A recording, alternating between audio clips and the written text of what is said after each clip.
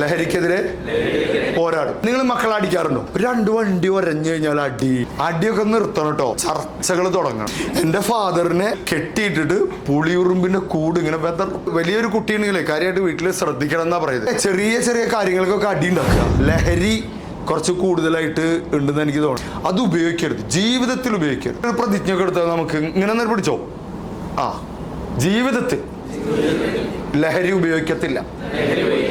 ലഹരി ഉപയോഗിക്കുന്നവരെ അതിൽ നിന്ന് തടയുകയും ചെയ്യും. ഞാൻ എന്നെ കൊണ്ട് പറ്റുന്നത്ര രീതിയിൽ ലഹരിക്കെതിരെ പോരാടും. ജീവിതം തന്നെ ലഹരി.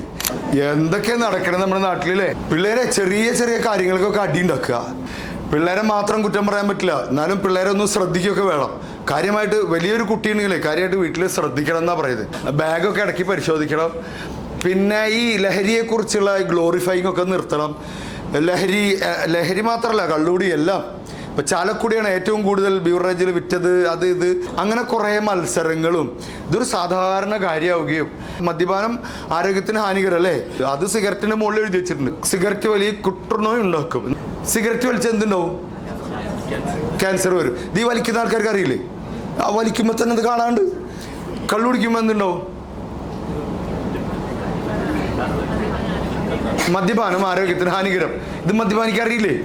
ആ ഗ്ലാസിൻ്റെ അതിൻ്റെ മുകളിൽ എഴുതി വെച്ചിട്ടുണ്ട് അല്ലേ? ആരോടാ ഈ പറയുന്നത്? നിങ്ങൾ മക്കളെ അടിക്കാറുണ്ടോ? എല്ലാവരും ഒരു കുടുംബത്തിൽ നിന്നല്ല വരുന്നത്.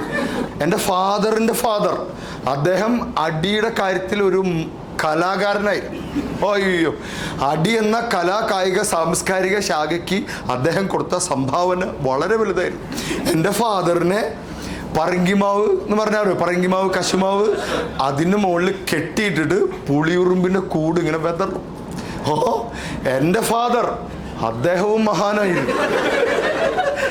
അദ്ദേഹത്തിന് പരമ്പരാഗതമായി കിട്ടിയ ഈ കഴിവ് എനിക്ക് കൈമാറി. ഇനി ഞാൻ എന്ത് ചെയ്യണം? അടുത്ത തലമുറയ്ക്ക് അത് നടക്കൂല.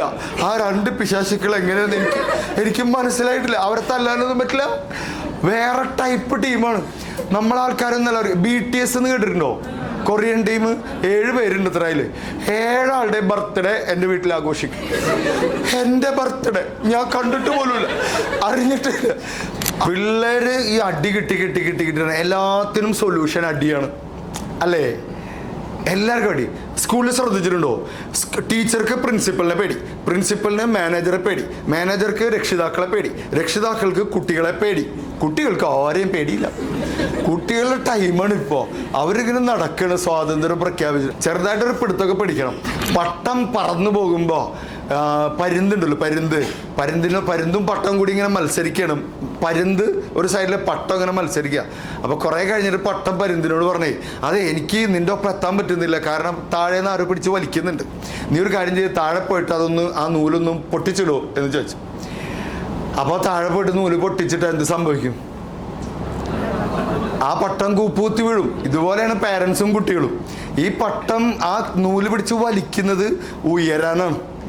നൂല് പിടിച്ച് വലിക്കുന്നത് കാണുമ്പോൾ അത് താഴത്തേക്കാണെന്ന് തോന്നുമെങ്കിലും അത് ഉയരാൻ തന്നെയാണ്. ഇപ്പം അത് പ്രത്യേകിച്ച് എല്ലാ ക്ലാസ്സിലും പറഞ്ഞുകൊണ്ടിരിക്കണം എന്ന് എനിക്ക് തോന്നുകയാണ്. ഓർമ്മിപ്പിക്കാനായിട്ട് പിള്ളേരെ തല്ലൊന്നും ചെയ്തിട്ടോ എങ്ങനെയൊക്കെ പിള്ളേരായി മാറുമെന്നൊന്നും ഒരു പിടുത്തമില്ല. എല്ലായിടത്തും അടിയാണ്. ഈ കാണുന്നത് മുഴുവൻ അടിയാണ്. നിങ്ങൾ 2 വണ്ടി ഒരഞ്ഞു കഴിഞ്ഞാൽ അടി. പകരം ഒന്ന് ചിരിച്ചു നോക്കി. ഞാൻ അതിൻ്റെ ആളാണ്. എൻ്റെ വണ്ടി ഒരഞ്ഞപ്പോൾ ഞാൻ ഇറങ്ങി, അയാളുടെ മുഖത്ത് പോയി ചിരിച്ചു. ഒരഞ്ഞു അല്ലേ? 3 പ്രാവശ്യം ക്ലിക്കായി. 1 പ്രാവശ്യം ചിരിച്ചതിന് എക്സ്ട്രാ അടി കിട്ടി. അത് അവൻ എൻ്റെ ക്ലാസ് അറ്റൻഡ് ചെയ്തിട്ടില്ല. അതാണ് ഞാൻ പറഞ്ഞു, നിങ്ങൾക്ക് തെറ്റ് പറ്റിയിരിക്കുന്നു, എൻ്റെ ക്ലാസ്സിൽ വന്നിരിക്കൂ. അത് അവനെയും കൂടി പഠിപ്പിക്കണം. പണ്ട് പറഞ്ഞില്ലേ, കടുവനെ കീഴടക്കണമെങ്കിൽ എന്ത് ചെയ്യണമെന്നറിയോ? കടുവയുടെ കണ്ണിലേക്ക് 1 മിനിറ്റ് ഇങ്ങനെ നോക്കിയാൽ മതി, കടുവ തന്നെ ഇങ്ങനെ ഇരുന്നോളൂ എന്ന് പറഞ്ഞു. അപ്പോൾ ഒരാൾ എഴുന്നേറ്റ് എന്ന് ചോദിച്ചു, ഈ വിവരം കടുവയ്ക്ക് അറിയാമോ?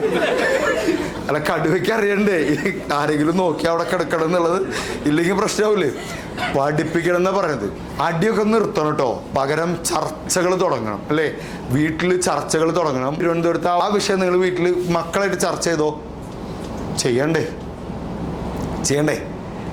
എല്ലാ കാലത്തും അടിയൊക്കെ ഉണ്ടായിരുന്നു കേട്ടോ, എല്ലാ കാലത്തും സൈക്കോകളൊക്കെ ഉണ്ടായിരുന്നു. പക്ഷെ ഇത്ര വ്യാപകമായിട്ടില്ല. ലഹരി കുറച്ച് കൂടുതലായിട്ട് ഉണ്ടെന്ന് എനിക്ക് തോന്നുന്നു. അത് ഉപയോഗിക്കരുത്, ജീവിതത്തിൽ ഉപയോഗിക്കരുത്. ജീവിതം തന്നെ ലഹരി. ഒരു പ്രതിജ്ഞയൊക്കെ എടുത്താൽ നമുക്ക് ഇങ്ങനെ പിടിച്ചോ, ജീവിതത്തിൽ ലഹരി ഉപയോഗിക്കത്തില്ല. ലഹരി ഉപയോഗിക്കുന്നവരെ അതിൽ നിന്ന് തടയുകയും ചെയ്യും. ഞാൻ എന്നെ കൊണ്ട് പറ്റുന്നത്ര രീതിയിൽ ലഹരിക്കെതിരെ പോരാടും.